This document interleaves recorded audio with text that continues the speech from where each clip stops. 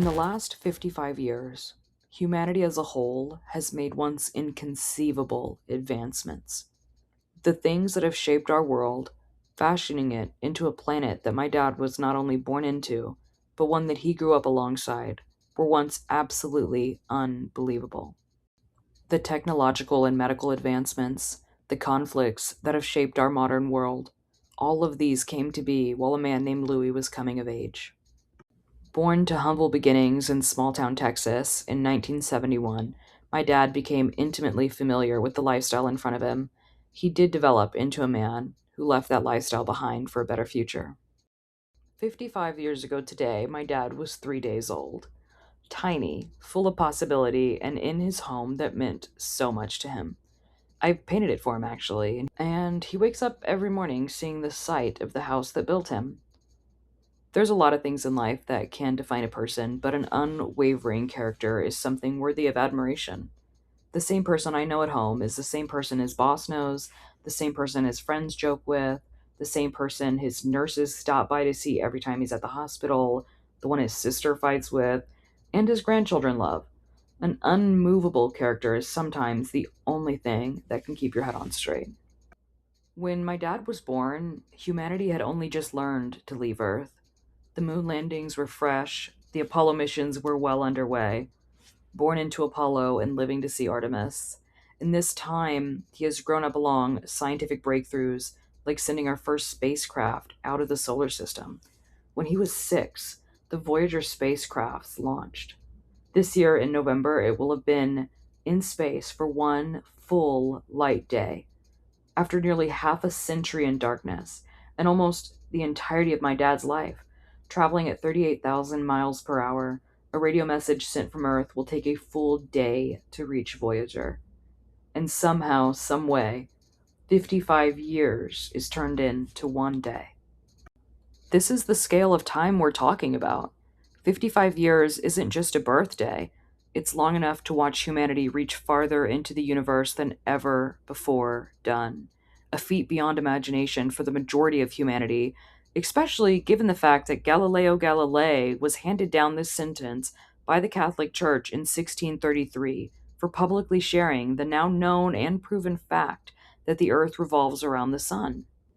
They said, "We pronounce, judge, and declare that you, the said Galileo, have rendered yourself vehemently suspected by this holy office of hearsay, that is, of having believed and held the doctrine, which is false and contrary to the holy and divine scriptures, that the sun is the center of the world, and that it does not move from east to west, and that the earth does move, and is not the center of the world, subsequently being sentenced to house arrest for the remainder of his natural life.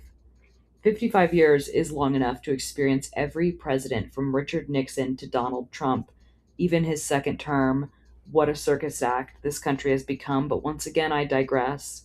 My dad has been alive for the dissolution of the Soviet Union, Yugoslavia, Czechoslovakia, South Vietnam, East Germany, North and South Yemen, and many more. He also saw the birth of many nations like Bosnia and Herzegovina, Ukraine, Latvia, Lithuania, Eritrea, South Sudan, and more. When Dad was born, the news looked a lot different, but somehow the complete same. The Cold War divided the world, and children practiced duck and cover drills in classrooms, fearing nuclear war, and now they practice them to hide from school shooters. He's lived through the final years of the Vietnam War, leading to the Paris Peace Accords being signed. For the first 18 years of his life, the Berlin Wall stood tall. He has seen empires collapse. The Soviet Union disappeared from the map. Yugoslavia fractured into 7 countries amid brutal ethnic violence and genocide. Germany reunited. He has lived through the Gulf War, the Bosnian genocide, the Rwandan genocide, the Kosovo War, the wars in Afghanistan and Iraq, and more than 2 decades of the War on Terror that reshaped and arguably skewed international politics and an entire generation's understanding of conflict. He remembers where he was on September 11th and watched as the world that followed became defined by airport security, overseas deployments, and debates over freedom and security, all while the roads ran red in Baghdad. He lived while humanitarian crises unfolded in Darfur, Syria, Yemen, Libya, the Congo, Ukraine, Gaza, Sudan, and countless places that too often disappeared from the headlines before the suffering ended. He's lived through the eradication of smallpox, the HIV and AIDS epidemic, the COVID 19 pandemic, and the scientific breakthroughs that saved millions of lives. He actually saw diseases disappear from conversation. His lifetime has seen extraordinary courage and extraordinary cruelty. It has held some of humanity's darkest moments, but also some of its greatest acts of compassion, of humility, of family. Three daughters, one son, one grandson, and one granddaughter. One daughter is not biologically his, but you would never know the way he has always treated her with the love of a father. It takes a special type of man to take care of a child that is not his and raise her with kindness and love all the way into her adult life. But what happens when time stands still? A life in motion stops, and the seconds on the clock turn to the beeping of monitors. Joking and holidays went to something far beyond bad. I've still yet to find the words for where that took us while he stood on death's door, but by Allah's mercy alone, he was eventually turned away. He wasn't permitted to enter the hereafter because he wasn't done. As life flashed before his eyes, his childhood, a few run ins with the law, the birth of his first child, moving to new cities, one father daughter dance, one life or death experience, he said no, and instead pulled the greatest comeback of all time. Deciding sobriety was strengthening rather than weakening was a superpower many never find. All life is worth celebrating since we are literally on a rock in space with no other signs of intelligent life as far as we can see.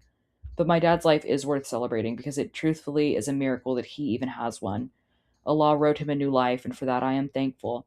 I wanted to throw him a party because his birthday is a gift to us because it's borrowed and begged for time. Because no one wants to lose their dad. No matter how old you are, you're never ready. You'll never be ready, whether you're 80 or 8.